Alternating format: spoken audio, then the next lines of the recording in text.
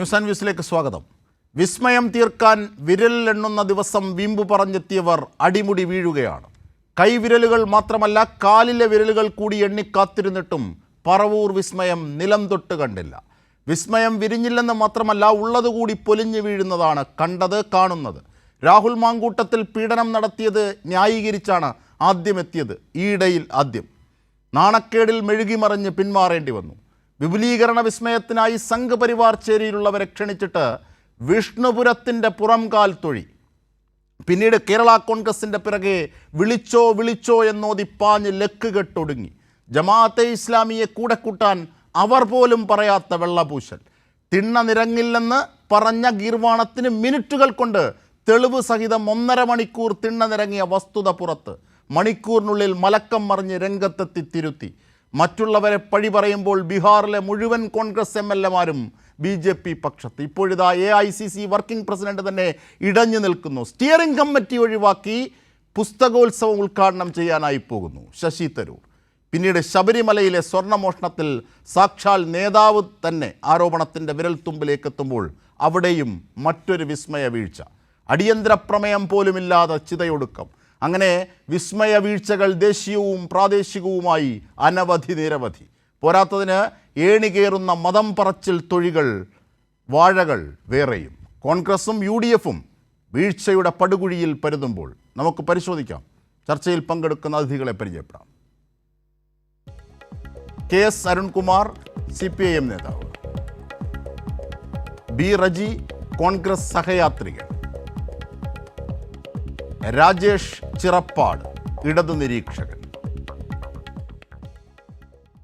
ഒപ്പം മാധ്യമപ്രവർത്തകൻ AS സജീവൻ എന്നിവരാണ് നമ്മുടെ ചർച്ചയെ സമ്പന്നമാക്കുന്നത്. ആദ്യം കോൺഗ്രസ് സഹയാത്രികൻ ശ്രീ B റജിയിലേക്ക്. ശ്രീ B റജി, വിസ്മയത്തിൻ്റെ വിരൽത്തുമ്പുകൾ എല്ലാം പട്ടുപോകുന്ന കാഴ്ചകളാണ് നാം കണ്ടുകൊണ്ടിരിക്കുന്നത്. ഏറ്റവും ഒടുവിലത്തേതിൽ നിന്ന് തന്നെ നമുക്ക് തുടങ്ങാം. നിങ്ങളുടെ AICC വർക്കിംഗ് കമ്മിറ്റി അംഗം, അതായത് CPIM-നെ സംബന്ധിച്ച് പോളിറ്റ് ബ്യൂറോ എന്ന് പറയുന്നത് പോലെ അത്രയും ഉന്നത സ്ഥാനത്തുള്ള ശശി തരൂർ തന്നെ വല്ലാതെ ഇടഞ്ഞു നിൽക്കുന്നു. അദ്ദേഹത്തെ രാഹുൽ ഗാന്ധി അപമാനിക്കുന്നതാണ് ഏറ്റവും ഒടുവിൽ കണ്ടത്. അതിനുശേഷം അദ്ദേഹം സ്റ്റിയറിംഗ് കമ്മിറ്റി ഉപേക്ഷിച്ച് കോഴിക്കോട്ടെ പുസ്തകോത്സവം ഉദ്ഘാടനം ചെയ്യാനായി എത്തുന്നു. നോക്കൂ, കോൺഗ്രസിൻ്റെ വർക്കിംഗ് കമ്മിറ്റി അംഗമാണ് ശശി തരൂർ എന്നതിൽ തർക്കമില്ലല്ലോ. കോൺഗ്രസ് എന്ന ഒരു മഹാപ്രസ്ഥാനത്തിൽ അഭിപ്രായ സ്വാതന്ത്ര്യമുണ്ട്. അഭിപ്രായ വ്യത്യാസങ്ങൾ ഉണ്ടാകുകയാണെങ്കിൽ അത് പാർട്ടി വേദികളിൽ തന്നെ ചർച്ച ചെയ്ത് അതിന് പരിഹാരമുണ്ടാക്കും എന്നുള്ളതാണ് സ്വാഭാവികമായി കോൺഗ്രസിൽ സംഭവിക്കുന്നത്. എന്നാൽ CPM പോലെയുള്ള ഒരു പാർട്ടിയിൽ, അത്തരത്തിൽ ഒരു കേഡർ രീതിയിൽ പ്രവർത്തിക്കുന്ന പാർട്ടികളിൽ അത്തരത്തിൽ അഭിപ്രായ സ്വാതന്ത്ര്യം ഇല്ല എന്നുള്ളതിൻ്റെ ഏറ്റവും പ്രധാനപ്പെട്ട തെളിവാണ് ഇന്ന് കണ്ണൂരിൽ സംഭവിച്ചുകൊണ്ടിരിക്കുന്നത്. പാർട്ടി ഫണ്ട് തട്ടിപ്പ് സംബന്ധിച്ച് വെളിപ്പെടുത്തൽ നടത്തിയ ആളെ ശാസിക്കുന്നു, ശിക്ഷിക്കുന്നു. അപ്പോൾ അത് ഒരു ഭാഗത്ത് നിൽക്കുന്നു. ശബരിമല കൊള്ള മറ്റൊരു ഭാഗത്ത് നിൽക്കുന്നു. അതുപോലെ ഈ 10 വർഷത്തെ ഭരണവിരുദ്ധ വികാരം ഏറെ ശക്തമായി നിൽക്കുന്നു. അഴിമതിയും സ്വജനപക്ഷപാതവുമായി അടുത്ത തെരഞ്ഞെടുപ്പിനെ നേരിടാൻ നിൽക്കുമ്പോൾ ഏതെങ്കിലും തരത്തിൽ ഭരണവിരുദ്ധ വികാരത്തിന് ഏതെങ്കിലും തരത്തിൽ ഒരു ഭരണവിരുദ്ധ വികാരത്തെ അല്പം ഒന്ന് ലഘുവാക്കാൻ എന്ത് തന്ത്രങ്ങൾ മെനയാം എന്നുള്ളതിൻ്റെ അടിസ്ഥാനത്തിലാണ് ഇത്തരത്തിലുള്ള വാർത്തകൾ വരുന്നത് എന്നാണ് ഞാൻ മനസ്സിലാക്കുന്നത്. എങ്കിൽ അങ്ങനെയല്ല ശ്രീ റജി. അതായത് സ്റ്റിയറിംഗ് കമ്മിറ്റി ദിവസങ്ങളാണ്, അതുകൊണ്ട് പുസ്തകോത്സവത്തിൽ ഉദ്ഘാടകനായി എത്താനാകില്ല എന്ന് ആ സംഘാടകരോട് ശശി തരൂർ പറഞ്ഞു. അപ്പോൾ അവർ സ്വാഭാവികമായും ആ അർത്ഥത്തിൽ ശശി തരൂരിനെ മാറ്റുന്നു. സ്റ്റിയറിംഗ് കമ്മിറ്റി ദിനത്തിൽ തന്നെ ശശി തരൂർ വീണ്ടും അങ്ങോട്ടേക്ക് ആവശ്യപ്പെടുകയാണ്, പുസ്തകോത്സവത്തിൻ്റെ ഉദ്ഘാടനത്തിന് താൻ എത്താം എന്ന് പറയും. അങ്ങനെ സ്റ്റിയറിംഗ് കമ്മിറ്റി ഉപേക്ഷിച്ച് ദില്ലിയിൽ നിന്നും അദ്ദേഹം പറന്ന് കോഴിക്കോട്ടെ പുസ്തകോത്സവത്തിൻ്റെ പരിപാടിയിലെത്തുന്നു. ഇതിൻ്റെ അർത്ഥം എന്താണ്? അദ്ദേഹം ഒരു എഴുത്തുകാരനാണ്, വാഗ്മിയാണ്. അദ്ദേഹം ലോകം അറിയപ്പെടുന്ന MP-യാണ്, ലോകം അറിയപ്പെടുന്ന നേതാവാണ്. അദ്ദേഹം കോൺഗ്രസ് പ്രവർത്തക സമിതി അംഗമാണ്. അതായത് AICC പ്രവർത്തക സമിതി അംഗം എന്ന് പറഞ്ഞാൽ CPIM-ന്റെ പോളിറ്റ് ബ്യൂറോയ്ക്ക് തുല്യമായി നമുക്ക് കാണാവുന്നതാണ്. അതെ, നോക്കണം. ഒരു പോളിറ്റ് ബ്യൂറോ മെമ്പറാണ് ഇത്തരത്തിൽ കാണിച്ചതെങ്കിൽ വലതുപക്ഷ മാധ്യമങ്ങളും താങ്കളും അടക്കമുള്ളവർ ഏത് രീതിയിലായിരിക്കും പറയുന്നത്? നോക്കൂ ഇവിടെ ശശി തരൂർ ചെയ്യുന്നത്. ശശി തരൂരിനോട് ഏറ്റവും ഒടുവിൽ ചോദിച്ചു പല കാര്യങ്ങളും. ഈ ഘട്ടത്തിലാണ് പല അഭ്യൂഹങ്ങളും ഉയരുന്നത്. ഏറ്റവും ഒടുവിൽ ചോദിച്ചു, അതൊക്കെ ഞാൻ പാർട്ടിയിൽ പറയാം. അദ്ദേഹം നിഷേധിച്ചിട്ടില്ല, ഇന്ന് വരെ നിഷേധിച്ച് ട്വിറ്ററിലോ ഫേസ്ബുക്കിലോ ഒരു കുറിപ്പ് ശശി തരൂർ ഇട്ടിട്ടില്ല. പറയൂ. ജനസമ്മതരായിട്ടുള്ള ആളുകളെ ഒപ്പം കൂട്ടാനായിട്ടുള്ള ശ്രമം മുമ്പും CPM നടത്തിയിട്ടുണ്ട്. അപ്പോൾ അങ്ങനെ ഉള്ളവർ നോക്കൂ, കഴിഞ്ഞ ഞാൻ പറഞ്ഞുതരാം, ഞാൻ പറയാം. അതായത് ശ്രീ റജി, അതായത് ഈ വിപുലീകരണം എന്ന അർത്ഥത്തിൽ സംഘപരിവാർ ചേരിയിലുള്ളവരെ സ്വീകരിച്ചത് ആരാണ്? CPIM ഇതാ വിരലിലെണ്ണുന്ന ദിവസങ്ങൾക്കുള്ളിൽ ഞെട്ടിത്തരിക്കാൻ പോകുന്നു, വിസ്മയം കാണാൻ പോകുന്നു എന്ന് പറഞ്ഞിട്ട് കൊണ്ടുവന്നത് ആരെയൊക്കെയാണ്? സംഘപരിവാർ ചേരിയിലുള്ള അടക്കം. അവരെ വിഷ്ണുപുരം വരെ പുറങ്കാലുകൊണ്ട് തൊഴിച്ചു പോകുന്ന കാഴ്ചയല്ലേ കണ്ടത്? കേരള കോൺഗ്രസ് എമ്മിൻ്റെ പിറകെ പല ഘട്ടങ്ങളിൽ നടന്നു. അവർ പുറങ്കാലുകൊണ്ട് അടിച്ചു പുറത്താക്കി. എന്നിട്ട് ആരാണ് ആരുടെ പിറകെ പോയത്? റജി, പറയുമ്പോൾ ഒരു യുക്തി വേണ്ടേ? നോക്കൂ, ഇപ്പം ശശി തരൂരിനെ സംബന്ധിച്ച് അങ്ങ് സൂചിപ്പിക്കുകയുണ്ടായി. ഈ ശശി തരൂരിനെ സംബന്ധിച്ച് CPI എന്ന ആ പാർട്ടിയുടെ പ്രമുഖനായ നേതാവ് കുറച്ച് നാളിന് മുമ്പ് പറഞ്ഞത് എന്താണെന്നറിയാമോ? കോൺഗ്രസിലെ BJPയുടെ സ്ലീപ്പിംഗ് സെൽ എന്നാണ് അദ്ദേഹം ശശി തരൂരിനെ വിശേഷിപ്പിച്ചത്. നമ്മൾ മറന്നു പോകരുത്. അതിനിശ്ചിതമായിട്ടുള്ള വിമർശനങ്ങളാണ് CPM അദ്ദേഹത്തിനെതിരെ പല ഘട്ടത്തിലും ഉന്നയിച്ചിട്ടുള്ളത്. നോക്കൂ, അതൊന്നും നമ്മൾ ചർച്ച ചെയ്യുന്നത് അല്ല. ഒരു പാർട്ടി മറ്റൊരു പാർട്ടിയെ രാഷ്ട്രീയമായി ഉന്നയിക്കുന്ന ആരോപണങ്ങളല്ല. ഞാൻ മുമ്പോട്ട് വെക്കുന്നത് ശശി തരൂരിൻ്റെ ഇടഞ്ഞു നിൽക്കലിന് സാധാരണഗതിയിലുള്ള ഒരു സൗന്ദര്യപ്പിണക്കം, അതിനപ്പുറത്തേക്ക് മാനങ്ങൾ എത്തുകയാണ്. അപ്പോൾ എവിടെയാണ് വിസ്മയം തീരുന്നത്, വിസ്മയം രൂപപ്പെടുന്നത്? ഇതാണ് എൻ്റെ ചോദ്യം. നോക്കൂ, ഈ ഭരണവിരുദ്ധ വികാരത്തെ ഏതെങ്കിലും തരത്തിൽ ഒന്ന് ലഘൂകരിക്കുവാൻ, അതിൻ്റെ ഒരു തീവ്രത കുറയ്ക്കുവാൻ CPM വല്ലാതെ കഷ്ടപ്പെടുന്നുണ്ട്. അതിൻ്റെ ഭാഗമായിട്ടാണ് ഇത്തരത്തിലുള്ള വാർത്തകൾ. അതിൻ്റെ ഭാഗമായിട്ടാണോ സ്റ്റിയറിംഗ് കമ്മിറ്റിയിൽ പങ്കെടുക്കാതെ ശശി തരൂർ പുറത്തേക്ക് വന്നത്? അദ്ദേഹം ആദ്യമായിട്ടല്ലോ. അദ്ദേഹം പാർട്ടി നിലപാടുകളെ പരസ്യമായി എതിർത്തിട്ടുള്ള എത്രയോ സന്ദർഭങ്ങൾ ഉണ്ടായിട്ടുണ്ട്. അതിന് നിദാനമായ കാരണങ്ങളില്ലേ? നോക്കൂ, അദ്ദേഹം കോൺഗ്രസിൻ്റെതല്ലേ? ഇത് കോൺഗ്രസ് എന്ന ഒരു ബഹുജന അടിത്തറയുള്ള ജനാധിപത്യ പാർട്ടികളിൽ മാത്രം സംഭവിക്കുന്ന കാര്യങ്ങളാണ് ഇതൊക്കെ. അദ്ദേഹത്തിന് അഭിപ്രായ സ്വാതന്ത്ര്യമുണ്ട്. പക്ഷേ അത്തരത്തിൽ അദ്ദേഹം CPMന്റെ സഹയാത്രികനായി വന്നാൽ സാധിക്കും. ജനാധിപത്യം ഒന്നും പറയല്ലേ. രാഹുൽ ഗാന്ധി എങ്ങനെയാണ്, എന്ത് ജനാധിപത്യത്തിലാണ് നിങ്ങളുടെ പാർട്ടിയുടെ തലപ്പത്തെത്തുന്നത്? ആ രാഹുൽ ഗാന്ധി മറ്റുള്ളവരെ എല്ലാം ജി എന്ന് വിളിക്കുമ്പോൾ ഈ പാവ മനുഷ്യനെ, ശശി തരൂരിനെ മാത്രം ഒന്ന് അഭിസംബോധന ചെയ്യാൻ മടിക്കുകയാണ്. അദ്ദേഹത്തെ അപമാനിക്കുകയാണ്. AICC വർക്കിംഗ് കമ്മിറ്റി അംഗത്തെ അപമാനിക്കുകയാണ്. അദ്ദേഹം അങ്ങനെയല്ലേ ഏറ്റവും ഒടുവിൽ പിണങ്ങുന്നത്? മുമ്പേ പല ഘട്ടങ്ങളിലും ഉണ്ട്. ഒരിക്കലുമല്ല. അദ്ദേഹം കോൺഗ്രസ് പ്രസ്ഥാനത്തിൻ്റെ കൂടെ ഒപ്പമായിട്ട് 17 വർഷമാണ് ആയിട്ടുള്ളത്. അദ്ദേഹത്തിന് കൊടുക്കാവുന്ന എല്ലാ പദവികളും കോൺഗ്രസ് പ്രസ്ഥാനം നൽകിയിട്ടുണ്ട്. ഇപ്പോഴും കോൺഗ്രസിൻ്റെ പരമോന്നത സമിതിയുടെ അംഗമാണ് അദ്ദേഹം. അപ്പോൾ അദ്ദേഹത്തിന് അഭിപ്രായ വ്യത്യാസങ്ങൾ പല ഘട്ടത്തിൽ അദ്ദേഹം പ്രകടിപ്പിച്ചിട്ടുണ്ട്. അത് ചർച്ച ചെയ്ത് പരിഹരിക്കും. പക്ഷേ ഞാൻ ഒറ്റ കാര്യം ചോദിക്കട്ടെ, അദ്ദേഹം CPMനോടൊപ്പം വരികയാണെങ്കിൽ, സപ്പോസ് അങ്ങനെ ആരെങ്കിലും പറഞ്ഞോ? അങ്ങനെ താങ്കൾക്ക് പേടിയുണ്ടോ? ഞാൻ പറയുകയാണ്, നിങ്ങൾ എത്ര നാൾ നിങ്ങളോടൊപ്പം ചേർന്ന് പ്രവർത്തിക്കാൻ അദ്ദേഹത്തിന് കഴിയും? ഇവിടെ 2016 അധികാരത്തിൽ വന്നപ്പോൾ നിങ്ങൾ ജേക്കബ് തോമസ് എന്നൊരു IPS ഉദ്യോഗസ്ഥനെ കൂടെ ചേർത്തുകൊണ്ട് നടന്നു. ഏതാനും നാളുകൾക്ക് ശേഷം അദ്ദേഹത്തെ ചവിട്ടി പുറത്താക്കി. BJPയിലേക്ക് വന്ന IPS ശ്രീലേഖയുടെ കഥ നമ്മൾ കണ്ടുകൊണ്ടിരിക്കുകയാണ്. നിങ്ങൾ എത്രയോ, കടമ്പനിട്ട രാമകൃഷ്ണൻ ഉൾപ്പെടെ, മുകേഷ് ഉൾപ്പെടെ എത്രയോ നിരവധി പ്രമുഖരെ നിങ്ങൾ CPMലേക്ക് ക്ഷണിച്ചു, സഹയാത്രികരായി കൊണ്ടുവന്നു. ആവശ്യം കഴിയുമ്പോൾ അവരെ പുല്ലുപോലെ എടുത്ത് കളയുന്ന സമീപനമാണ് നിങ്ങൾക്കുള്ളത്. പ്രത്യേകിച്ച് ഒരു കേഡർ പാർട്ടിയെ സംബന്ധിച്ച് അവര് ഇത്തരത്തിൽ ശശി തരൂരാണ് പറയുന്നത്. അല്ല, ബഹുജനങ്ങൾ ആദരിക്കുന്ന ആളുകളെ കൂടെ ചേർക്കുകയും. ആന്റണിയുടെ മകൻ ഇന്നെവിടാണ്? K കരുണാകരൻ്റെ മകൻ ഇന്നെവിടാണ്? കരുണാകരനും ആന്റണിയുമാണല്ലോ കോൺഗ്രസ് എന്ന് പറയുന്നതിൻ്റെ ഐക്കൺ. അവർ മുഖ്യമന്ത്രിമാരായിരുന്നു. ഒപ്പം കോൺഗ്രസിൻ്റെ സമുന്നതരായ നേതാവാണ്, ലീഡർ AK ആന്റണി എന്നൊക്കെ പറയുന്നത്. അവരുടെ 2 മക്കളും BJPയിലാണ്. നിങ്ങളുടെ S രാജേന്ദ്രൻ എവിടെയാണ്? അൽഫോൻസ് കണ്ണന്താനം എവിടെയായിരുന്നു? അബ്ദുള്ളക്കുട്ടി എങ്ങോട്ട് പോയി? ഐഷ പോറ്റി പിന്നെ കോൺഗ്രസ് പ്രസ്ഥാനത്തിലേക്ക് വന്നു എന്ന് പറയാം. മറ്റേ BJPയിലേക്ക് പോയ നോക്കൂ, ഇവിടെ അബ്ദുള്ളക്കുട്ടി എവിടുന്നാ BJP പോയത്? അല്ല, അബ്ദുള്ളക്കുട്ടിയെ കേരള രാഷ്ട്രീയത്തിൽ പരിചയപ്പെടുത്തിയത് ആരാണ്? CPMന്റെ MLA ആയിട്ട് കേരള രാഷ്ട്രീയത്തിൽ കഥ പറഞ്ഞാൽ ഇന്ത്യയിൽ ഇപ്പോൾ ഇരിക്കുന്ന BJP മുഖ്യമന്ത്രിമാരിൽ ഭൂരിപക്ഷവും കോൺഗ്രസ്സുകാരായിരുന്നു. ഇന്ന് പാർലമെൻറ്റിൽ BJPയുടെ പക്ഷത്തിരിക്കുന്ന ഏതാണ്ട് എല്ലാവരും കോൺഗ്രസ് പശ്ചാത്തലമുള്ളവരാണ്, കോൺഗ്രസിൽ നിന്ന് വന്നവരാണ്. എന്തിന് ഏറ്റവും ഒടുവിൽ ബീഹാറിലെ ആകെ ജയിച്ച 6 എണ്ണവും കോൺഗ്രസ് MLAമാർ ഇപ്പോൾ BJP ചേരിയിലാണ്. ആദരണീയനായ EMS നമ്പൂതിരിപ്പാട് തുടക്കമിടുന്നത് ഏത് രാഷ്ട്രീയ പ്രസ്ഥാനത്തിലൂടെയാണ്? ഇന്ത്യ മഹാരാജ്യത്തുണ്ട്, അവർ പല ഭാഗത്ത് വളർന്നു വന്നിട്ടുണ്ട്. ഞാൻ ദേശീയ പ്രസ്ഥാനത്തെക്കുറിച്ചല്ല ചോദിച്ചത്, ഇന്ത്യൻ നാഷണൽ കോൺഗ്രസ് എന്ന ഇന്ദിരാ കോൺഗ്രസ് എന്ന കോൺഗ്രസിനെ കുറിച്ചാണ് ചോദിച്ചത്. അല്ല, ദേശീയ പ്രസ്ഥാനത്തിന്റെ ഭാഗമായ കോൺഗ്രസ് പ്രസ്ഥാനത്തിലൂടെ കടന്നു വന്നിട്ട് പല വഴികളിൽ തേടി അഭിപ്രായ ഭിന്നതയുടെ ഭാഗമായി പോകുന്നതിന് സ്വാതന്ത്ര്യം കോൺഗ്രസിലുണ്ട് എന്ന് വിചാരിച്ച് 140 വർഷം പഴക്കമുള്ള കോൺഗ്രസിന് എന്തെങ്കിലും ക്ഷതം സംഭവിച്ചിട്ടുണ്ടോ? ഇല്ലേ? എന്ത് ക്ഷതമാണ് സംഭവിച്ചിട്ടുള്ളത്? കേരള ഇന്ത്യ മഹാരാജ്യത്ത് ജനാധിപത്യത്തിന്റെ കാവലാളായി നിൽക്കുന്ന, മതേതരത്വത്തിന്റെ കാവലാളായി നിൽക്കുന്ന ഒരേ ഒരു പൊളിറ്റിക്കൽ പ്രസ്ഥാനമാണ് കഴിഞ്ഞ തവണ ഒരു പ്രതിപക്ഷ നേതാവിന്റെ യോഗ്യത പോലും ഇല്ലായിരുന്നു കോൺഗ്രസിന്. ആ കോൺഗ്രസ് ആണ് ക്ഷയിച്ചിട്ടില്ലെന്ന് പറയുന്നത് അല്ലേ? ശരി റജി, ഞാൻ തിരിച്ചെന്നാ Reji. Shri K Sarunkumar, advocate K Sarunkumar, നോക്കൂ, ഇവിടെ കാണുന്നത് ജനാധിപത്യമാണ് എന്നാണ്. നാഴികയ്ക്ക് 40 വട്ടം ആവർത്തിക്കുകയാണ് കോൺഗ്രസ് ജനാധിപത്യ പാർട്ടിയാണ്. നോക്കൂ, ഇവിടെ വിസ്മയം തീർക്കാൻ വന്നവർ, രാഹുൽ മാങ്കൂട്ടത്തിൻ്റെ കഥ അശ്ലീലമായി മാറുന്ന കഥ, അത് എങ്ങനെയാണ് സംഭവിച്ചത്, അതിനെ ഏത് രീതിയിലാണ് കോൺഗ്രസ് പ്രൊട്ടക്റ്റ് ചെയ്തത്, വിസ്മയം തീർക്കാൻ വന്നവരടക്കം ഇപ്പോഴും പിന്നീട് ഇങ്ങോട്ട് ഓരോ ഘട്ടത്തിലും അതിൻ്റെ അവസാനത്തെ വിസ്മയമാണ് ഇപ്പോൾ നാം കാണുന്ന ശശി തരൂർ വിഷയം. ശശി തരൂർ ഇടഞ്ഞു നിൽക്കുകയാണ്, കോൺഗ്രസ് വർക്കിംഗ് കമ്മിറ്റി അംഗം.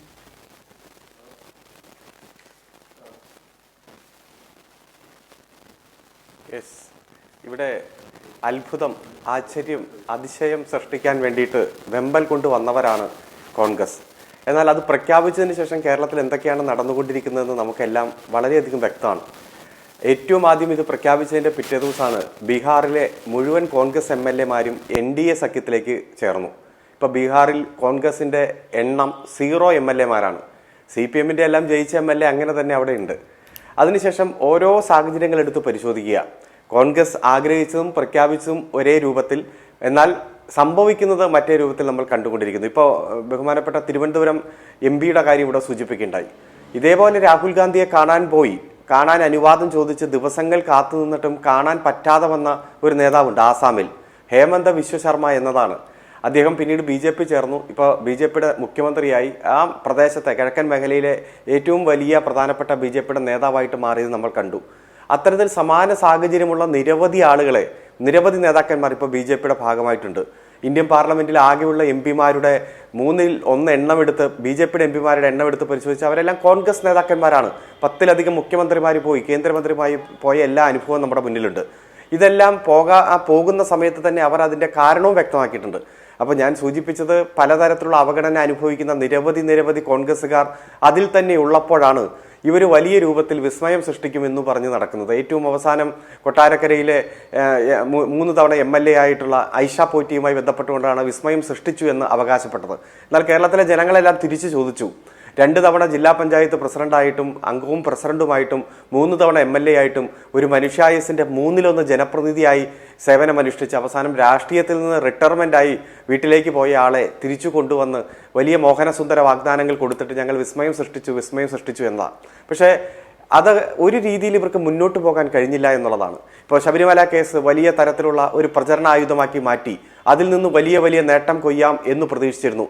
പാരടിപ്പാട്ട് പാടിയവർ ഇപ്പോൾ ശബരിമല ചർച്ച എവിടെയെങ്കിലും വന്നാൽ ആ ചർച്ചയിൽ നിന്ന് ഒഴിഞ്ഞു മാറി പിൻവാങ്ങുന്നത് നമ്മൾ കാണുകയാണ്. എങ്ങനെയാണ് നമ്പർ 10 ജനപദിൽ പലതവണ ഒരു കോൺഗ്രസ് നേതാക്കന്മാർക്ക്, ഹേമന്ത വിശ്വ ശർമ്മയ്ക്ക് പോലും എത്താൻ കഴിയാത്തിടത്ത് ഉണ്ണികൃഷ്ണൻ പോറ്റി എത്തിയത്?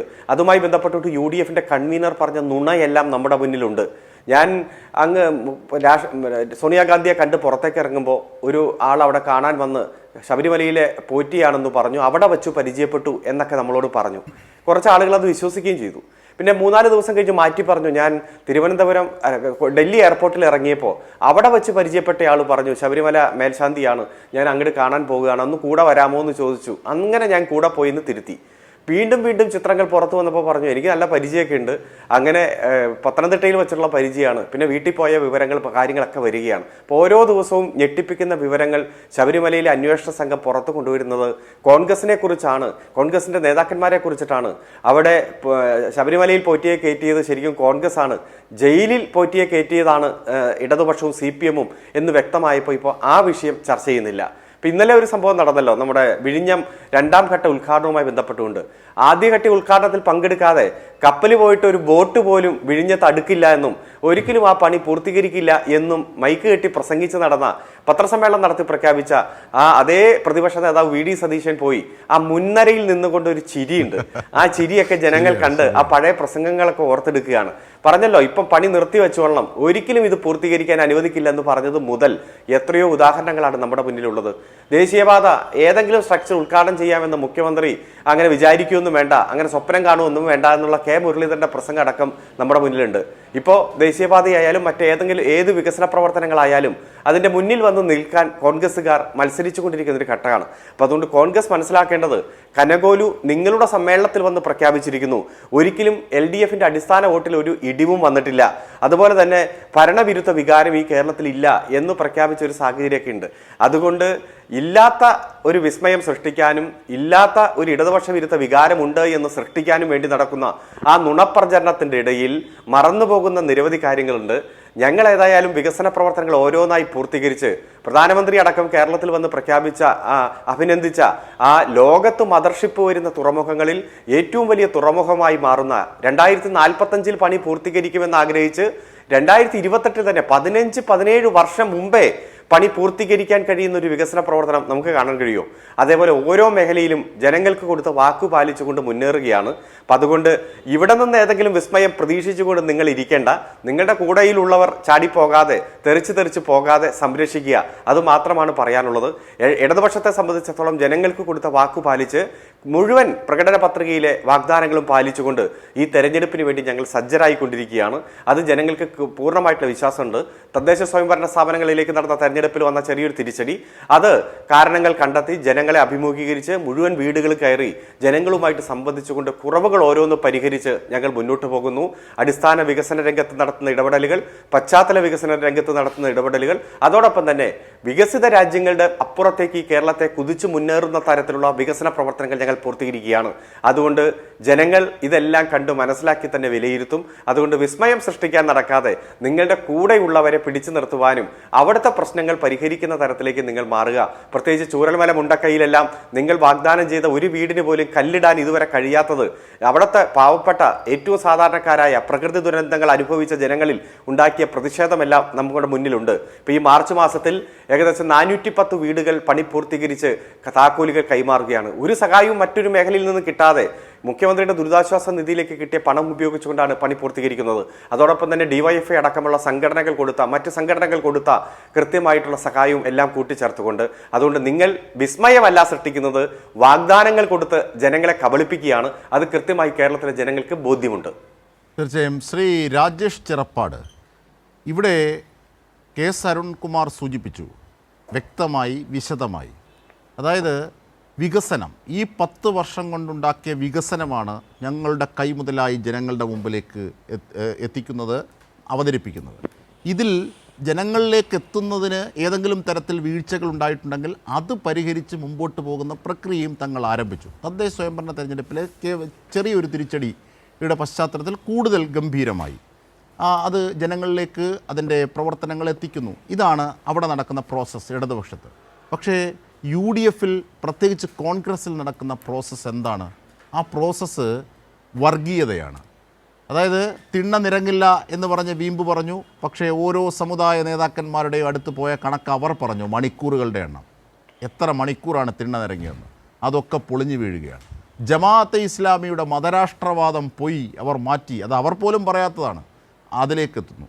പിന്നീട് KM ഷാജി എന്ന, അതായത് ശശികല ടീച്ചർ എന്ന് പറയുന്ന ശശികല പറയുന്നത് പോലെയുള്ള വർഗീയത മുസ്ലിം ലീഗിലും UDFലും ഇരുന്ന് പറയുന്ന KM ഷാജിയെ അഴിച്ചുവിടുന്നു.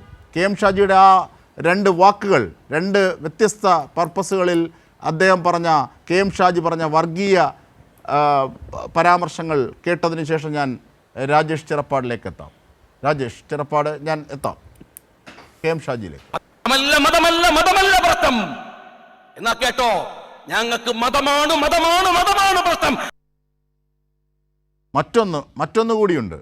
അതായത് 9.5 വർഷം മുസ്ലിം സമുദായത്തിന് നഷ്ടപ്പെട്ടത് നേടിക്കൊടുക്കാൻ, അല്ലെങ്കിൽ മുസ്ലിം ലീഗും UDFും കോൺഗ്രസും ഒന്നിച്ചു നിൽക്കേണ്ട കാര്യമില്ല, മുസ്ലിം ലീഗ് ഈ കൊടിയങ്ങ് അഴിച്ചു മാറ്റിയാൽ മതി, ഇത് പറയുന്ന KM ഷാജിയുടെ വാക്കുകൾ.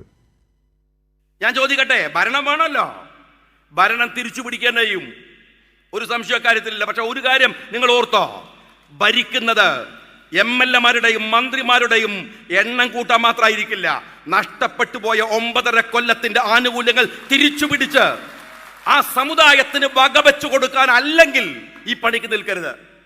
അവർക്കത് കിട്ടണം, അതവർക്ക് ലഭ്യമാക്കാനുള്ള പോരാട്ടാവണം. അതാണ് പച്ചയായ വർഗീയത പറയുകയാണ്. മുസ്ലിം ജനസാമാന്യത്തിന് 9.5 വർഷം അവർക്ക് മാത്രമായി എന്താണ് നഷ്ടമായത് എന്ന് പറയണം. 1. 2, അത്തരത്തിൽ നഷ്ടപ്പെടുന്നു എന്ന് പറഞ്ഞ് മുസ്ലിം ലീഗ് ഭരിച്ചപ്പോൾ എന്താണ് മുസ്ലിം സമുദായത്തിന് ചെയ്തു കൊടുത്തത് എന്നത് പറയണം.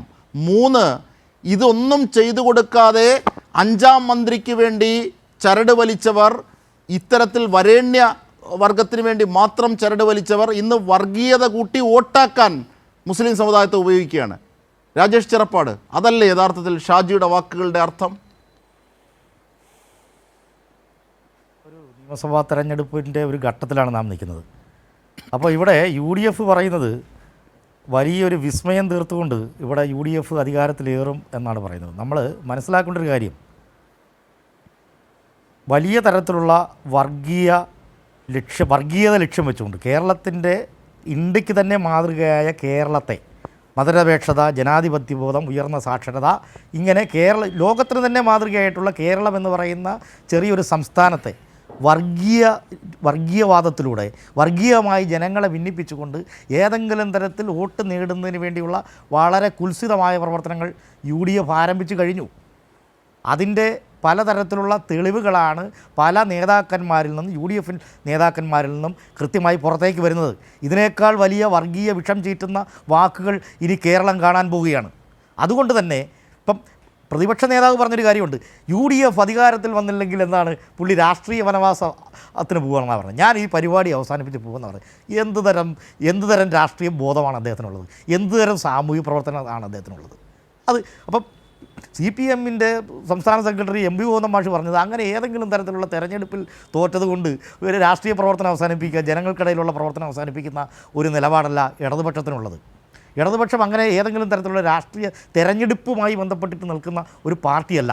പക്ഷേ കേരളത്തിലെ ഇനി വരാൻ പോകുന്ന തെരഞ്ഞെടുപ്പിൽ വളരെ പ്രധാനപ്പെട്ട തെരഞ്ഞെടുപ്പാണ്. കാരണം മതനിരപേക്ഷതയുടെയും ജനാധിപത്യത്തിനും വേണ്ടി നിലകൊള്ളുന്ന മുഴുവൻ മനുഷ്യരും, അതായത് മതവിശ്വാസികളായിട്ടുള്ള ഭൂരിഭാഗം ജനങ്ങൾ ഉൾപ്പെടെ ഇടതുപക്ഷത്ത് നിൽക്കുന്നതുകൊണ്ട് ഈ വർഗീയ കൂട്ടുകെട്ടിനെ തോൽപ്പിക്കേണ്ടതായിട്ടുള്ള വളരെ ചരിത്രപരമായ ഉത്തരവാദിത്വമാണുള്ളത്. മതമല്ല പ്രശ്നം, ബാക്കി എന്താ പറയാത്തത്? ബാക്കി പറയുന്നില്ലല്ലോ. ഏത് ചരിത്ര സന്ദർഭത്തിലാണ്, കേരളത്തിൻ്റെ ഏത് ചരിത്ര സന്ദർഭത്തിലാണ് അങ്ങനൊരു മുദ്രാവാക്യം കേരളത്തിലെ ഇടതുപക്ഷ യുവജന പ്രസ്ഥാനം DYFI മുന്നോട്ട് വെച്ചതെന്നുള്ളത് പരിശോധിക്കണം. അവർക്കതൊന്നും പരിശോധിക്കേണ്ട. ഈ വർഗീയ വിഷം ചീറ്റുന്നവർ വൈകാരികമായി ജനങ്ങളുടെ സങ്കുചിതമായ മതചിന്തകളെ ഉണർത്തിവിടുന്നതിന് വേണ്ടി ചരിത്രവിരുദ്ധവും ഒരുപാട് നുണകളും ചരിത്രവിരുദ്ധവുമായ കാര്യങ്ങൾ നിരന്തരം പറഞ്ഞുകൊണ്ടിരിക്കുന്ന പരിപാടിയാണ് ഇവർ ചെയ്തുകൊണ്ടിരിക്കുന്നത്. അല്ലാതെ ചരിത്രപരമായ വസ്തുതയുടെ വെളിച്ചത്തിലല്ല. എന്തുകൊണ്ടാണ് ഇവിടെ ഒരു പ്രത്യേക തരത്തിലുള്ള വർഗീയ ശക്തികൾ, ആ ശക്തികളുടെ, ഞാൻ അവരുടെ പേരൊന്നും പറയാൻ ഉദ്ദേശിക്കുന്നില്ല.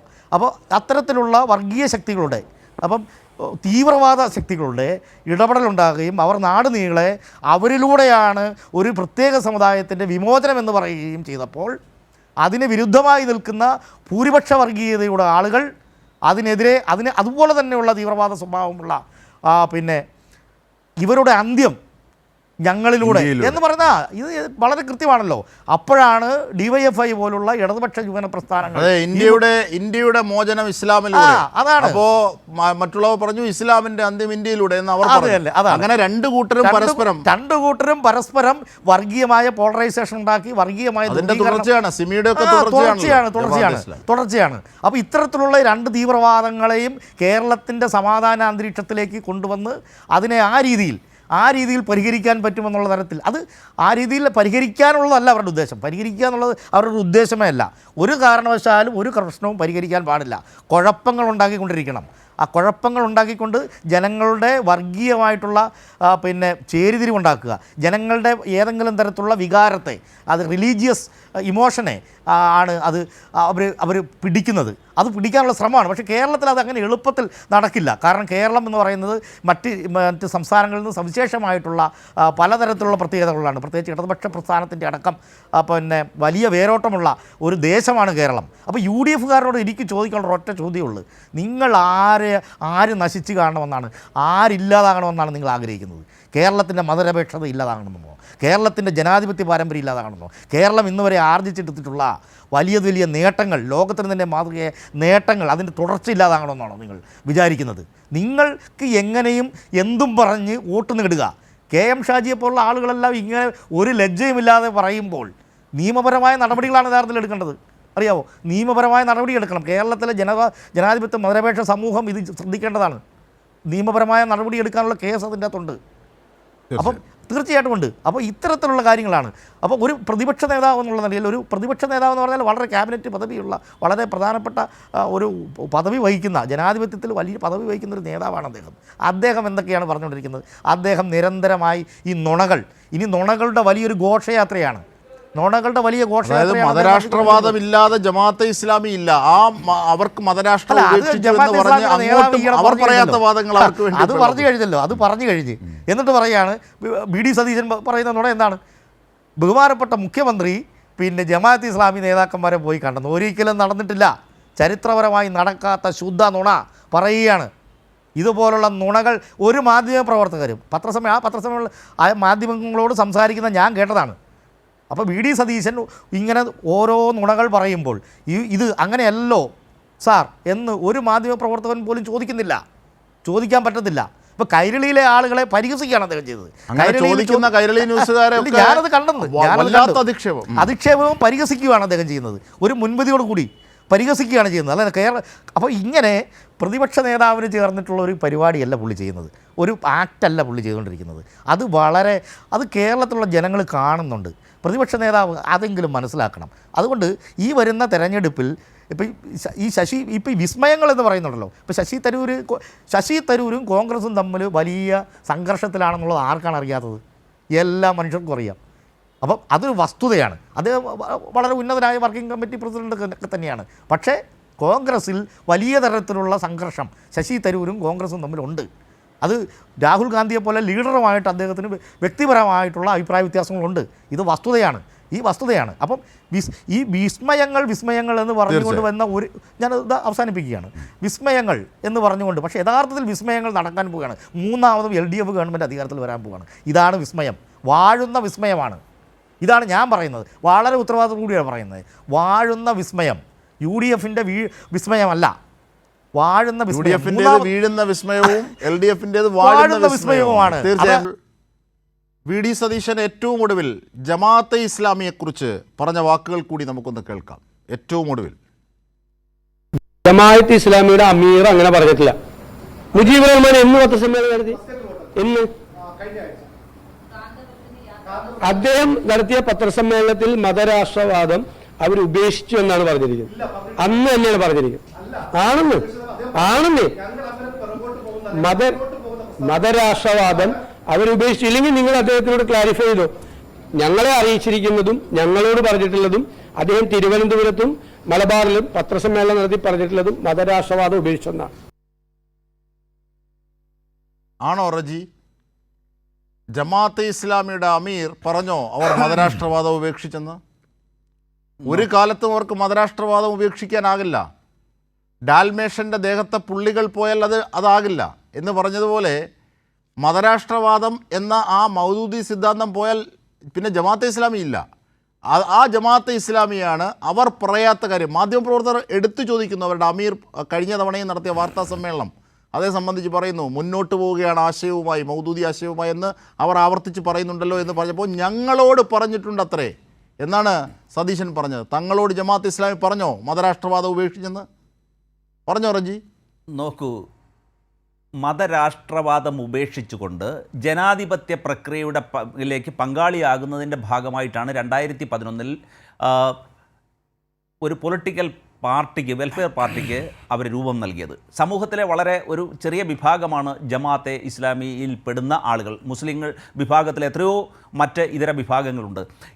ഇതൊക്കെ തന്നെ ഇത്തരത്തിലേക്ക് മുസ്ലിം സമൂഹത്തിലെ ഭൂരിപക്ഷം വരുന്നവരും എതിർക്കുന്ന സമൂഹമാണ് ജമാഅത്തെ ഇസ്ലാമി. ഞാൻ പറയട്ടെ, ഭൂരിപക്ഷം 99% പേരും എതിർക്കുന്ന പ്രസ്ഥാനമാണ് ജമാഅത്തെ ഇസ്ലാമി. ഒരു ജനാധിപത്യ സമൂഹത്തിന് പോലും അംഗീകരിക്കാനാകാത്ത ജമാഅത്തെ ഇസ്ലാമി, മതരാഷ്ട്രവാദം പറയുന്ന ജമാഅത്തെ ഇസ്ലാമി, ആ ജമാഅത്തെ ഇസ്ലാമി അവർക്ക് മതരാഷ്ട്രവാദം ഉപേക്ഷിച്ചു, അവർ മൗദൂദി ആശയത്തിൽ നിന്ന് പിന്മാറി എന്നൊക്കെ എന്ത് ധൈര്യത്തിലാണ് വി.ഡി. സതീശൻ പറയുന്നത്? എന്താണ് അതിൻ്റെ താല്പര്യം? പറയാം, വർഗീയമല്ലേ? ഒരു ജനാധിപത്യ രാജ്യത്തെ രാഷ്ട്രീയ പ്രക്രിയയിലേക്ക്, ഭരണപരമായ പ്രക്രിയയിലേക്ക് പങ്കാളിത്തം നേടുന്നതിൻ്റെ ഭാഗമായി ഒരു രാഷ്ട്രീയ പ്രസ്ഥാനം രൂപീകരിച്ചുകൊണ്ട് ജനാധിപത്യ ഇന്ത്യ മഹാരാജ്യത്തിൽ എങ്കിൽ അവരുടെ സമുന്നതനായ നേതാവ് ഇപ്പോഴും അവരുടെ സമുന്നതനായ നേതാവായി തുടരുന്ന IPH അടക്കം അവരുടെ പബ്ലിക്കേഷൻസിൻ്റെ ഒക്കെ തലപ്പത്തുള്ള ഷേഖ് മുഹമ്മദ് കാരക്കുന്നെന്ന അവരുടെ സൈദ്ധാന്തികൻ, അവരുടെ തലമുതിർന്ന നേതാവ് പറഞ്ഞ വാക്കുകളൊന്ന് കേൾക്കാം താങ്കൾക്ക്. ഇസ്ലാമിൻ്റെ വളരെ മൗലിക പ്രധാനമാണ് ഇസ്ലാമിൻ്റെ രാഷ്ട്രവും ഇസ്ലാമിക രാഷ്ട്രവും ഇസ്ലാമിക ഭരണവും എന്ന്. അഥവാ ആരാധനാ കർമ്മങ്ങൾ പോലും അതിനെ പൂർണ്ണതയോടെ, തികവോടെ, പെർഫെക്ഷനോടുകൂടി നിർവഹിക്കണമെങ്കിൽ ഇസ്ലാമിക രാഷ്ട്രവും ഭരണകൂടമുണ്ട്. ഇതാണ് ഷേഖ് മുഹമ്മദ് കാരക്കുന്ന് പറഞ്ഞത്. അതായത് ഒരു മതരാഷ്ട്രവാദം ഉണ്ടായാൽ മാത്രമേ ആത്മീയമായ ദൈവേച്ഛയുടെ ചലിക്കുന്ന ആ ദൈവവിശ്വാസം പൂർണ്ണമാവുകയുള്ളൂ, മതരാഷ്ട്രവാദം സ്ഥാപിച്ചാൽ മാത്രമേ ഉള്ളൂ എന്നതാണ് ജമാഅത്തെ ഇസ്ലാമിയുടെ അടിസ്ഥാനം. പിന്നെ എങ്ങനെ ജമാഅത്തെ ഇസ്ലാമി മതരാഷ്ട്രവാദം ഉപേക്ഷിച്ചു എന്ന് കോൺഗ്രസ് നേതാവ്, പ്രതിപക്ഷ നേതാവ് വി.ഡി. സതീശൻ പറയും? ഷേഖ് മുഹമ്മദ് കാരക്കുന്നാണ് പറഞ്ഞത്. ശ്രീ റജി, ജനാധിപത്യ പ്രക്രിയയുടെ ഭാഗമായി ഒരു പൊളിറ്റിക്കൽ പാർട്ടിയെ അങ്ങ് അംഗീകരിക്കുന്നുണ്ടോ? ഒരു രാഷ്ട്രീയ പ്രസ്ഥാനത്തെ അങ്ങ് അംഗീകരിക്കുന്നുണ്ടോ? ഇന്ത്യ മഹാരാജ്യത്ത് തെരഞ്ഞെടുപ്പ് കമ്മീഷനിൽ രജിസ്റ്റർ ചെയ്യപ്പെട്ട ഇന്ത്യയുടെ ഭരണഘടനയോട് കൂറും വിശ്വസ്തതയും പുലർത്തിക്കൊണ്ട് ജനാധിപത്യ പങ്കാളിത്തമാകാം, ഇന്ത്യയുടെ മതേതരത്വത്തിൽ പറഞ്ഞുകൊണ്ടുള്ള രാഷ്ട്രീയ പ്രസ്ഥാനത്തെ അംഗീകരിക്കുന്നു. രജിസ്ട്രേഷനാണ് മാനദണ്ഡമെങ്കിൽ ബി റജി അംഗീകരിക്കുന്നുണ്ടോ ബി.ജെ.പിയെ? അവരൊരു പൊളിറ്റിക്കൽ പ്രസ്ഥാനമല്ലേ? ഇന്ത്യ മഹാരാജ്യത്തെ ഇന്ന് ഭരിക്കുന്ന ആരാണ്? ബി.ജെ.പി എന്ന രാഷ്ട്രീയ പ്രസ്ഥാനമല്ലേ? അപ്പോൾ അവരെ കൂട്ടുവോ നിങ്ങൾ കൂടെ? ഞങ്ങൾ അവരെ കൂട്ടണമെങ്കിൽ, അതായത് UDF എന്ന് പറയുന്നത് അല്ലെങ്കിൽ കോൺഗ്രസ് എന്ന് പറയുന്ന പ്രസ്ഥാനം ഇന്ത്യ മഹാരാജ്യത്ത് മതേതരത്വത്തിൽ അണുകിട വെള്ളം ചേർക്കാത്ത പാർട്ടിയാണ്. ഇന്ത്യ മഹാരാജ്യത്തെ മതേതരത്വത്തിൽ മതരാഷ്ട്രവാദികളുമായി കൂട്ടുകെട്ട് പിന്നെങ്ങനെയാണ് ഗോൾവർക്കറുടെ ചിത്രത്തിന് മുന്നിൽ തിരികൊളുത്തുന്നത്? ഞാൻ പറഞ്ഞു തരട്ടെ, മതേതരത്വത്തിൽ ചിത്രം കാണണമോ? മതേതരത്വത്തിൽ, സെക്കുലറിസത്തിൽ അണുകിട വെള്ളം ചേർക്കാത്ത ഒരു പൊളിറ്റിക്കൽ പ്രസ്ഥാനമാണ് ഇന്റർനാഷണൽ കോൺഗ്രസ്. അത് വാക്കിൽ മാത്രം പറഞ്ഞാൽ പോരല്ലോ. കോൺഗ്രസിനോട് മതരാഷ്ട്രവാദമുള്ളവരെ ഈ കോൺഗ്രസ് പ്രസ്ഥാനത്തിന്റെ ആദർശങ്ങളോട് ചേർന്ന് പ്രവർത്തിക്കാം എന്ന് പറയുന്ന ആരുമായിട്ടും അവരുടെ വോട്ട് സമാഹരിക്കുന്നതിൽ എന്താണ് തെറ്റ്? നോക്കൂ ശ്രീ കെ. സരൺകുമാർ, താങ്കൾ പറയൂ, മതരാഷ്ട്രവാദം ഉപേക്ഷിച്ചു അവർ പറയാത്ത കാര്യം പറഞ്ഞ് അവരെ വെള്ള പൂശി കൂടെ കൂട്ടുന്നു. 2, ഗോൾവർക്കർ എന്ന നേരെ എതിരിലുള്ള രാഷ്ട്രീയ പ്രസ്ഥാനം, വർഗീയ പ്രസ്ഥാനം, ആ ഗോൾവർക്കറുടെ ചിത്രത്തിന് മുന്നിൽ, ഗുരുജി ഗോൾവർക്കർ എന്ന RSSകാർ ബഹുമാനപൂർവ്വം ഇരിക്കുന്ന ഗോൾവർക്കറിൻ്റെ മുന്നിൽ തിരികൊളുത്തുന്നു വി.ഡി. സതീശൻ. ഈ 2 വർഗീയതയും കയ്യിൽ വെച്ചിട്ട് മതേതരത്വം എന്ന് പറഞ്ഞുകൊണ്ട് വാചകം പറഞ്ഞാൽ അത് പൂർത്തിയാകുമോ? ഏട്ടിലെ പശു പുല്ല് തിന്നുമോ?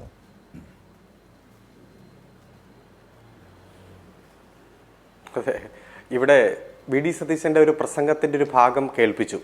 അതിൽ പറഞ്ഞത്, ഞങ്ങളെ ജമാഅത്തെ ഇസ്ലാമി അറിയിച്ചിരിക്കുന്നതും ഞങ്ങളോട് പറഞ്ഞിരിക്കുന്നതും അവർ മതരാഷ്ട്ര നിർമ്മിതിയിൽ നിന്ന് പുറകോട്ട് പോയി എന്നതാണ്. കൃത്യമാണ്, ഞങ്ങളെ അറിയിച്ചിരിക്കുന്നതും ഞങ്ങളോട് പറഞ്ഞിരിക്കുന്നതും. എന്നാൽ ഷെയ്ഖ് മുഹമ്മദ് കാരക്കുന്നം തന്നെ പറയുന്നു, ഇസ്ലാമിക് റിപ്പബ്ലിക്കിനെ തള്ളിപ്പറയാൻ ഒരു സത്യവിശ്വാസിക്കും കഴിയില്ല എന്ന് പറഞ്ഞാൽ അവരുടെ ലക്ഷ്യം, എല്ലാ വിശ്വാസികളുടെ ലക്ഷ്യം ഒരു ഇസ്ലാമിക് റിപ്പബ്ലിക് ആണെന്നും അതിനു വേണ്ടിയിട്ടാണ് ഞങ്ങൾ പ്രവർത്തിച്ചു കൊണ്ടിരിക്കുന്നത് എന്നും ഞങ്ങളുടേതായ പ്രഖ്യാപിത ലക്ഷ്യത്തിൽ നിന്ന് പുറകോട്ട് പോയിട്ടില്ല എന്നും പലതവണ അദ്ദേഹം പ്രഖ്യാപിച്ചിട്ടുണ്ട്. അപ്പോൾ ജമാഅത്ത് ഇസ്ലാമിയുടെ പ്രഖ്യാപിത ലക്ഷ്യം എന്തെന്ന് എല്ലാവർക്കും വ്യക്തമായിരിക്കെ ഞങ്ങളെ അറിയിച്ചിരിക്കുന്നത് ഇങ്ങനെയാണ് എന്നൊക്കെ പറഞ്ഞ് തെരഞ്ഞെടുപ്പ് രാഷ്ട്രീയത്തിൽ 4 വോട്ട് കിട്ടാൻ വേണ്ടി വി.ഡി. സതീശന്റെ നേതൃത്വത്തിൽ കഴിഞ്ഞ ഒരു 8-9 വർഷമായി നടത്തിക്കൊണ്ടിരിക്കുന്ന ഈ തെരഞ്ഞെടുപ്പ് കൈമാറ്റ പ്രക്രിയ ജനങ്ങൾക്ക് കൃത്യമായിട്ട് തന്നെ ബോധ്യമുണ്ട്. ഇപ്പൊ പാലക്കാട് തെരഞ്ഞെടുപ്പ് റിസൾട്ട് വന്നപ്പോൾ ആ റിസൾട്ട് പബ്ലിഷ് ചെയ്യുന്നതിന് മുമ്പ്, പ്രഖ്യാപിക്കുന്നതിന് മുമ്പേ തന്നെ ജമാഅത്ത് ഇസ്ലാമിയുടെ പ്രകടനം പോയി നിന്നത് UDFന്റെ ഓഫീസിന്റെ മുന്നിലേക്കാണ്. പിന്നീട് നടന്ന എല്ലാ തെരഞ്ഞെടുപ്പിലും പരസ്യമായിട്ടുള്ള സഖ്യമാണ് നീക്കുപോക്കാണ് എന്നുള്ള കാര്യത്തിൽ നമ്മൾ കണ്ടു. ഇപ്പോൾ ജമാഅത്തെ ഇസ്ലാമിയുടെ വരെ സ്ഥാനാർത്ഥിയെ പ്രഖ്യാപിക്കാൻ പാണക്കാട് തങ്ങളുടെ വീട്ടിൽ നിന്ന് പ്രഖ്യാപിച്ചതുമായി ബന്ധപ്പെട്ടുള്ള വിവാദങ്ങളൊക്കെ നമുക്കറിയാം. അപ്പോൾ ഒരു ഭാഗത്ത് വലിയ തരത്തിൽ വർത്തമാനം പറയും, എന്നിട്ട് പ്രവർത്തിക്കുന്നത് അതിന്റെ നേരെ തിരിച്ചു തന്നെയാണ്. ഇപ്പൊ ഇവിടെ ആദ്യം സൂചിപ്പിച്ചല്ലോ, 5 നേരം നിസ്കരിക്കുന്ന സ്ഥാനാർത്ഥിയാണ് ഞങ്ങളുടേത് എന്ന് പറഞ്ഞ് ലീഗ് പ്രധാനപ്പെട്ട നേതാക്കന്മാർ തന്നെ കൃത്യമായിട്ടുള്ള മതം പറഞ്ഞുകൊണ്ട് വോട്ട് പിടിക്കുന്നത് നമ്മൾ കണ്ടു. അതുപോലെ ഷാജിയുടെ 2-3 പ്രസംഗങ്ങൾ കേൾപ്പിച്ചു. മതമാണ് മതമാണ് മതമാണ് കാര്യം എന്ന് പറഞ്ഞു. അങ്ങനെ പറഞ്ഞാൽ എന്താണ് കുഴപ്പം എന്ന് ചോദിച്ചുകൊണ്ട് രംഗത്ത് വരുന്നത് കോൺഗ്രസിന്റെ നേതാക്കന്മാർ തന്നെയാണ്. 5-5.5 വർഷമായി സമുദായത്തിന് നഷ്ടപ്പെട്ട് തിരിച്ചു പിടിക്കാൻ എന്ന് പറഞ്ഞാൽ എത്ര ജനാധിപത്യ വിരുദ്ധമായിട്ടുള്ള കാര്യങ്ങളാണ്, ജനാധിപത്യത്തിന്റെ ഉള്ളടക്കത്തിന് വിരുദ്ധമായിട്ടുള്ള കാര്യങ്ങളാണ്. പച്ചയായി മതം പറഞ്ഞ് വോട്ട് പിടിക്കുന്ന തരത്തിലേക്ക് ലീഗ് മാറുമ്പോൾ കോൺഗ്രസ് മാറുന്നതും നമ്മൾ കണ്ടുകൊണ്ടിരിക്കുകയാണ്. എന്നിട്ട് പറയുന്നത് എന്താ, ഞാൻ ഒരു വോട്ടിന് വേണ്ടി ആരുടെയും തിണ്ണ നിരങ്ങാൻ പോകില്ല എന്ന്. ആ തിണ്ണ നിരങ്ങിയ കഥകളെല്ലാം സമുദായ സംഘടനയുടെ സമുന്നതരായിട്ടുള്ള നേതാക്കന്മാർ തന്നെ പ്രസ്താവിക്കുന്നതെല്ലാം നമ്മൾ കാണുകയാണ്. ഒന്നുകിൽ പറയാതിരിക്കണം, ചെയ്തിട്ട് ഇങ്ങനെ കിടന്ന് വിശദീകരിച്ച് പറയുന്ന കാര്യം നമ്മൾ കാണുകയാണ്. അപ്പം അതുകൊണ്ട് ഏതെല്ലാം തരത്തിൽ ഭൂരിപക്ഷ വർഗീയതയും ന്യൂനപക്ഷ വർഗീയതയും കൂടെ നിർത്താൻ വി.ഡി. സതീശനും ടീമും ശ്രമിച്ചാൽ ഇത് മതനിരപേക്ഷ കേരളമാണ്. കേരളത്തിലെ ജനങ്ങൾ വളരെ പ്രബുദ്ധരാണ്. ഇത്തരത്തിൽ ശ്രമം നടത്തിയവരെയെല്ലാം കൃത്യമായി തോൽപ്പിച്ച് അങ്ങ് മൂലക്കിരുത്തിയ ചരിത്രമാണ്. ഇപ്പൊ നമുക്കറിയാലോ, അങ്ങ് പല സഖ്യങ്ങൾ 91 മുതൽ എടുത്തു നോക്കിയാൽ കോലിബി സഖ്യത്തിന്റെ ഒക്കെ ചരിത്രം നമുക്കറിയാം. അത്തരത്തിൽ സഖ്യമുണ്ടായ ഘട്ടങ്ങളിലെല്ലാം അതിശക്തമായി ജനങ്ങൾ പ്രതികരിച്ച കേരളമാണ്. അതുകൊണ്ട് ഞങ്ങളെ സംബന്ധിച്ചിടത്തോളം ഒരാശങ്കയില്ല. ഉയർന്നു വന്ന വിഷയങ്ങളിലെല്ലാം ശരിയുടെ നിലപാട് തന്നെയാണ് ഞങ്ങൾ സ്വീകരിച്ചത്. മതനിരപേക്ഷ കാഴ്ചപ്പാട് ഊട്ടി ഉറപ്പിക്കാൻ ഒരു വർഗീയ കലാപങ്ങൾ പോലും ഇല്ലാതെ 10 വർഷം ഈ കേരളത്തിന്റെ ഭരണം മുന്നോട്ട് കൊണ്ടുപോകുന്നു. വർഗീയതയുടെ സ്പർദ്ധ ഉണ്ടാക്കാൻ പലതരത്തിലുള്ള ഒരു സ്ഫോടനാത്മകമായിട്ടുള്ള സാഹചര്യം സംഘപരിവാറും അതുപോലെ തന്നെ ജമാഅത്ത് ഇസ്ലാമിയും എല്ലാം NDF-ഉം എല്ലാം സൃഷ്ടിച്ചപ്പോൾ വളരെ കൃത്യമായിട്ടുള്ള മാനേജ്മെന്റിലൂടെ ക്രമസമാധാന പരിപാലനത്തിലൂടെ ഒരു സംഘർഷവും ഇല്ലാത്ത നാടായിട്ട് ഈ നാടിനെ മാറ്റിയിട്ടുണ്ട്. ഈ തെരഞ്ഞെടുപ്പ് കാലത്തും അത്തരത്തിലുള്ള സംഘർഷാവസ്ഥ പുനഃസൃഷ്ടിക്കാൻ വേണ്ടിയിട്ടുള്ള വീണ്ടും ഓർമ്മിപ്പിച്ചെടുക്കാനും ആവർത്തിക്കാനും വേണ്ടിയിട്ടുള്ള ഇടപെടലാണ് പ്രത്യേകിച്ച് കോൺഗ്രസിന്റെയും ലീഗിന്റെയും ഭാഗത്തു നിന്നുണ്ടായിട്ടുള്ളത്. അത് എത്ര ഞങ്ങളെ വിമർശിച്ചാലും എത്ര ഞങ്ങളുടെ നേതാക്കന്മാരെ ആക്രമിച്ചാലും ഇത്തരത്തിലുള്ള തെറ്റായ പ്രവണതകൾക്കെതിരെ അതിശക്തമായിട്ടുള്ള നിലപാടും എടുത്തുകൊണ്ട് നമ്മൾ മുന്നോട്ട് പോകും. അതോടൊപ്പം തന്നെ ഈ വി.ഡി. സതീശൻ നടത്തിയ പ്രസ്താവനകൾ, കെ. സുധാകരൻ നടത്തിയ പ്രസ്താവനകൾ, അതുപോലെ തന്നെ ഗോൾവർക്കറുടെ ഫോട്ടോയ്ക്ക് പോയി ക്യൂ നിന്നതും, അതുപോലെ R.V. ബാബു എന്ന സംഘപരിവാറിന്റെ നേതാവ് പറഞ്ഞ വെളിപ്പെടുത്തലുകൾ, വിശ്വ ഹിന്ദു പരിഷത്തിന്റെ എല്ലാം നേതാക്കന്മാർ ഓരോ തെരഞ്ഞെടുപ്പിലും വി.ഡി. സതീശൻ എങ്ങനെയാണ് ജയിച്ചത് എന്നുമായി ബന്ധപ്പെട്ടുകൊണ്ട് നടത്തിയ വെളിപ്പെടുത്തലെല്ലാം പൊതുസമൂഹത്തിലുണ്ട്. അതുകൊണ്ട് നിങ്ങൾ നുണപ്രചരണമായിട്ട് പോയിക്കോളൂ. എത്ര നുണപ്രചരണമായിട്ട് വന്നാലും ഞങ്ങളുടെ വിശ്വാസം ജനങ്ങളിലാണ്. അവർ അത് തിരിച്ചറിയും. ഏതെങ്കിലും തരത്തിൽ ഞങ്ങളുടെ ഭാഗത്തുണ്ടായിട്ടുള്ള ആദ്യം സൂചിപ്പിച്ചതുപോലെ ഏതെങ്കിലും കുറവുകൾ പരിഹരിച്ച് തന്നെ ഞങ്ങൾ മുന്നോട്ട് പോകുന്നു. ആ വികസനവും അതുപോലെ തന്നെ അടിസ്ഥാന മേഖലയിൽ വന്ന മാറ്റവും ക്ഷേമ പദ്ധതികളും അതുപോലെ തന്നെ ഈ കേരളത്തെ ഇന്ന് കാണുന്ന കേരളമായി കൈപിടിച്ചുയർത്തിയ ലോകത്തിന് മാതൃകയായിട്ട് തന്നെ നിലനിർത്തുന്ന ഓരോ ദിവസവും കുതിച്ചു മുന്നേറുന്ന സാഹചര്യം അത് കൂടുതൽ ഭംഗിയായി കൂടുതൽ ഉയരങ്ങളിലേക്ക് ഈ നാടിനെ ഉയർത്താൻ ഇടതുപക്ഷത്തിന് മാത്രമേ കഴിയൂ എന്ന ബോധ്യം കേരളത്തിലെ ജനതയ്ക്കുണ്ട്. അതുകൊണ്ട് വിസ്മയം സൃഷ്ടിക്കാൻ പോകുന്നത് ഞങ്ങളാണ്, ചരിത്രം സൃഷ്ടിക്കാൻ പോകുന്നത് ഞങ്ങളാണ്. ഭരണ തുടർച്ച എന്ന ചരിത്രം ഞങ്ങൾ സൃഷ്ടിച്ചു. മൂന്നാമതും ഭരണ തുടർച്ച എന്ന ചരിത്രത്തിലേക്ക് ഞങ്ങൾ പോകും. അതിനുള്ള എല്ലാ രാഷ്ട്രീയ പരിസരവും ഈ കേരളത്തിൽ രൂപപ്പെട്ടു വന്നുകൊണ്ടിരിക്കുന്നതാണ് നാം കാണുന്നത്. തീർച്ചയായും. ശ്രീ രാജേഷ് ചിറപ്പാട്, നോക്കൂ, ഇവിടെ വർഗീയ ശക്തികളെ കൂട്ടുപിടിക്കുന്നു, എന്നിട്ട് അപ്പുറത്ത് പറയുന്നു തങ്ങൾ തിണ്ണ നിരങ്ങില്ലെന്ന്. അവർ തന്നെ പറഞ്ഞു, നേരത്തെ നമ്മൾ സൂചിപ്പിച്ചതുപോലെ മണിക്കൂറിൻ്റെ എണ്ണം പറഞ്ഞു അവർ തിണ്ണ നിരങ്ങിയതിൻ്റെ കഥ. 11,000-ൽ നിന്ന് 20,000-ആയി ഭൂരിപക്ഷം വർദ്ധിച്ചതിൻ്റെ ഗുട്ടൻസും അവർ പറഞ്ഞു തന്നു. ഇത്തരത്തിലുള്ള പ്രവർത്തികൾ, അവരുടെ മെഷീനറി അതിനുവേണ്ടി സഹായിച്ചത്, അതിനുവേണ്ടി കിടന്ന് യാചിച്ച ആൾക്കാർ, അത് വി.ഡി. സതീശൻ മാത്രമല്ല, നിരവധി പേരുണ്ട് കോൺഗ്രസിനുള്ളിൽ. പക്ഷേ വി.ഡി. സതീശൻ്റെ ഇത്തരം ജമാഅത്തെ ഇസ്ലാമി അടക്കമുള്ള വാദങ്ങളോട് എതിർപ്പുള്ള വലിയൊരു കോൺഗ്രസ് വിഭാഗമുണ്ട് മതേതരത്തിൻ്റെ ചേരിയിൽ. നോക്കൂ, നമ്മൾ മനസ്സിലാക്കേണ്ട ഒരു കാര്യം, ഈ K.S. അരുൺകുമാർ ഇരിക്കുന്ന നഗരത്തിൻ്റെ മേയർ പോലും പറഞ്ഞു തന്നെ ആരാണ് ഇത്തരത്തിൽ മേയർ സ്ഥാനത്തേക്ക് എത്തിച്ചത്. നമുക്കറിയാം, അതിനു മുമ്പ് ഒരു മുതിർന്ന വനിതാ നേതാവ് അവരെ അത് മോഹിപ്പിച്ചെത്തി.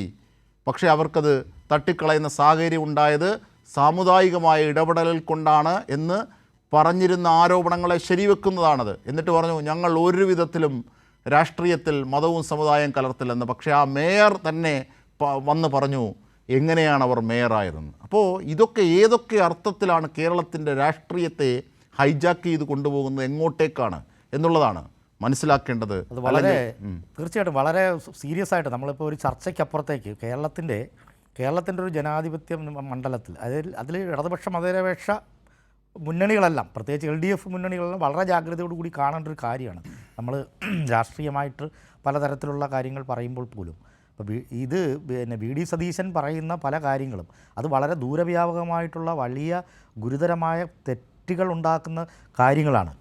മനസ്സിലായില്ലേ? അപ്പം അദ്ദേഹം പല നുണകളിലൂടെയാണ് ഇത് മുഴുവൻ ആവർത്തിക്കാൻ ശ്രമിച്ചുകൊണ്ടിരിക്കുന്നത്, നുണകളിലൂടെ. അപ്പോൾ ഇപ്പോൾ LDFൻ്റെ കാലത്ത് വർഗീയ സംഘർഷം ഉണ്ടായെന്ന് വരെ അദ്ദേഹം പറഞ്ഞു. ഒരു പച്ചക്കള്ള പറയുകയാണ്. ഈ പറയുന്ന കേരളത്തിലെ പ്രധാനപ്പെട്ടിട്ടുള്ള കലാപങ്ങളെല്ലാം ദൗർഭാഗ്യകരമായിട്ടുള്ള ഈ കലാപങ്ങളെല്ലാം നടന്നത് UDFൻ്റെ കാലത്താണ്. ഇതെല്ലാം വളരെ ഏതൊരു രാഷ്ട്രീയ വിദ്യാർത്ഥിക്കും ഏതൊരു സാധാരണ മനുഷ്യർക്കും ഓർമ്മയുള്ള ഏത് മനുഷ്യർക്കും മനസ്സിലാകുന്ന കാര്യമാണ്. ഈ ഓർമ്മയാണ് VD സതീശനെ പോലുള്ള ആളുകൾ പരിഹസിക്കുന്നത്. അതുകൊണ്ട് തന്നെ ഇത്തരം നുണകൾ അത് മാത്രമല്ല ഒന്ന് രണ്ട് കാര്യങ്ങളും കൂടിയുണ്ട്. അതായത് ഈ സാമുദായികമായ നേതാക്കന്മാരുടെ നിണ്ണം നിറങ്ങി സാമുദായികമായ നേതാക്കന്മാരെല്ലാം ഇപ്പോൾ VD സതീശന് എതിരാണ്. ഇപ്പോൾ സാമുദായിക നേതാക്കന്മാർ ശരിയാണോ തെറ്റാണോ എന്നുള്ള വാദമല്ല ഞാൻ പറയുന്നത്.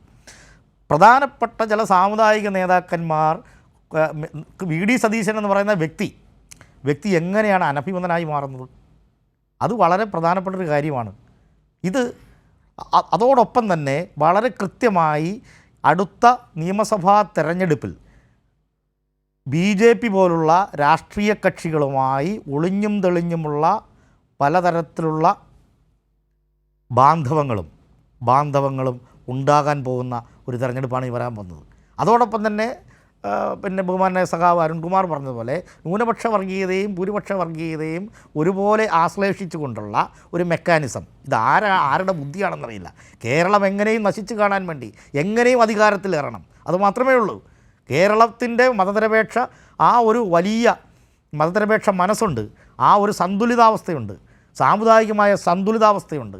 ഇതിനെ മുഴുവൻ തുരങ്കം വെക്കുന്ന തരത്തിലുള്ള നാണം കെട്ട കളികളാണ് UDF കളിക്കുന്നതെങ്കിൽ വളരെ ദൂരവ്യാപകമായിട്ടുള്ള ഒരു വലിയ പ്രതിഫലനം അത് UDFനെതിരായിട്ടുണ്ടാകും. തീർച്ചയായും അതാണ് UDFനെതിരായിട്ടുണ്ടാകും. തീർച്ചയായും. അത് ആ ഒരു വിധിയെഴുത്ത് അത് വളരെ ജാഗ്രതയോടെ നമ്മൾ കാണണം. അതെ, ഈ പറഞ്ഞ കാര്യങ്ങളുടെ മറ്റൊരു അനുരണനം UDFനുള്ളിലുണ്ട്.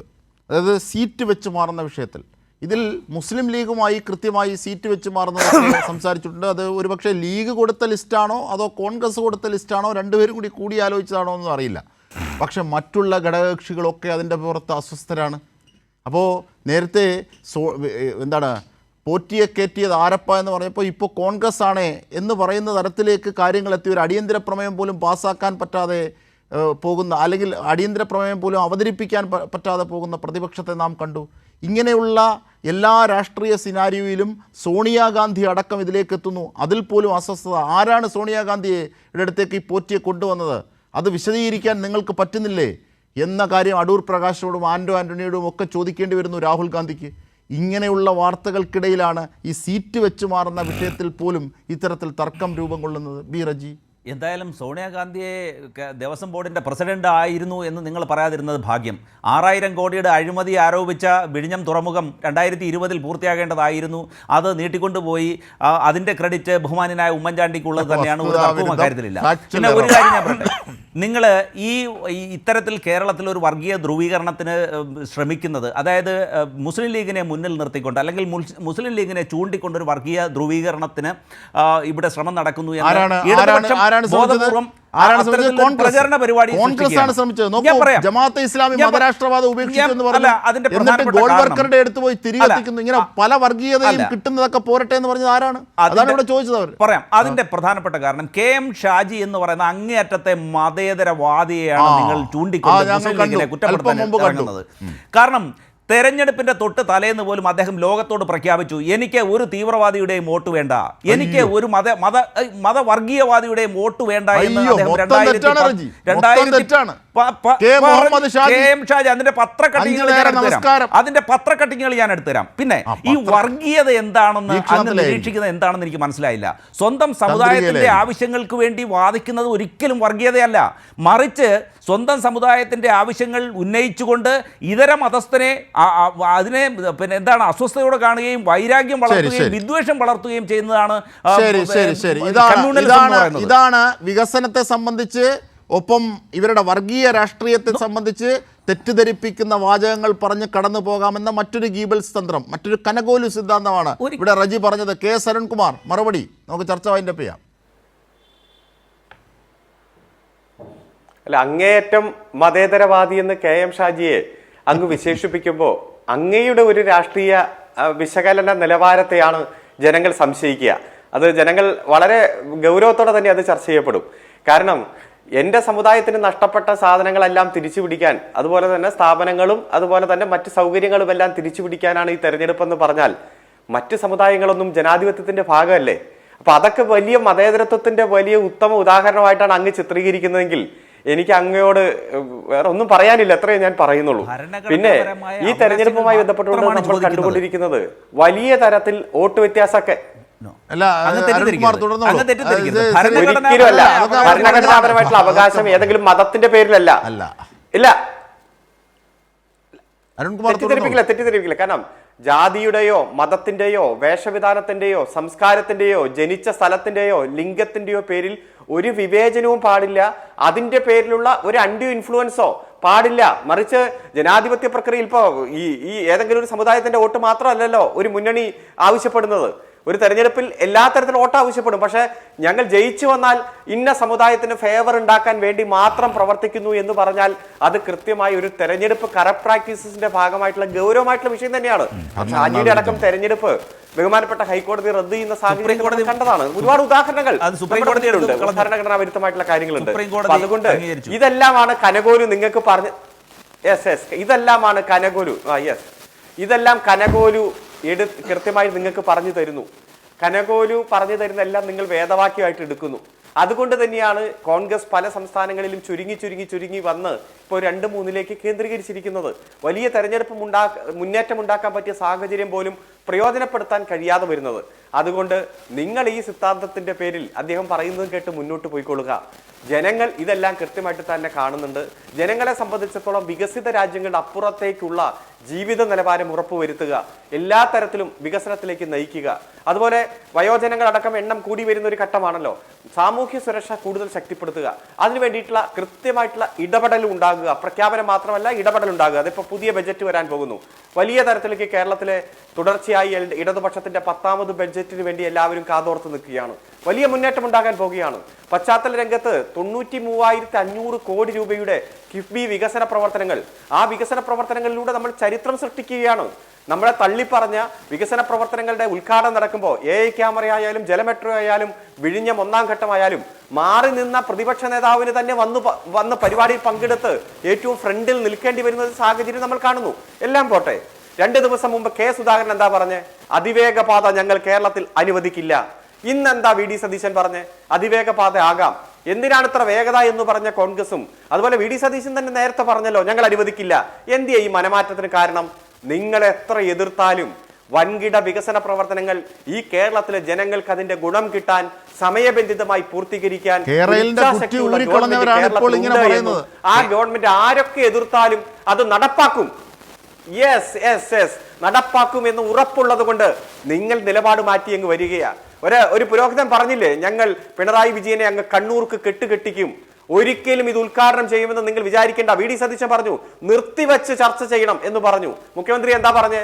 വിഴിഞ്ഞം പോലൊരു പദ്ധതി നിർത്തിവെക്കണമെന്നതൊഴികെ ഏതു വിഷയങ്ങളും നമുക്ക് ചർച്ച ചെയ്യാം എന്ന് പറഞ്ഞ് പോലീസ് സ്റ്റേഷൻ വരെ ആക്രമിച്ച് നിരവധി പോലീസുകാരെ നിങ്ങൾ അടിച്ചു വീഴ്ത്തിയപ്പോഴും അവിടെ ആ വികസന പ്രവർത്തനങ്ങളുമായിട്ട് മുന്നോട്ട് പോയത് കൊണ്ടല്ലേ 17 വർഷം മുമ്പ് നമുക്കിത് പൂർത്തീകരിക്കാൻ കഴിയുന്ന സാഹചര്യം.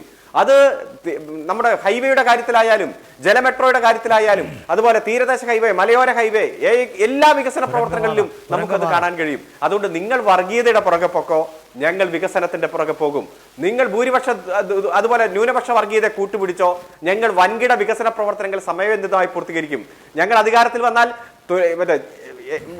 പൊതുവിദ്യാഭ്യാസ യജ്ഞം അവസാനിപ്പിക്കും, ലൈഫ് പദ്ധതി അവസാനിപ്പിക്കും, അതുപോലെ തന്നെ കേരള ബാങ്ക് പിരിച്ചുവിടും, തുരങ്കപാത ഞങ്ങൾ ഒരിക്കലും അനുവദിക്കില്ല എന്ന് പറഞ്ഞ നിങ്ങൾ നിഷേധത്തിന്റെ വർത്തമാനം പറഞ്ഞതിന്റെ ഒരു പട്ടിക തന്നെ ഞങ്ങളുടെ മുന്നിലുണ്ട്.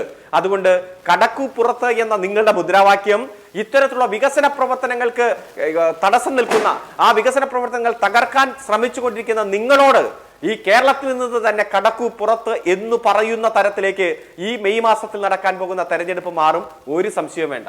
തീർച്ചയായും ചർച്ചയിൽ പങ്കെടുത്തവർക്ക് നന്ദി. ന്യൂസ് ആൻഡ് വിസ്ഡ പൂർണ്ണമാകുന്നു.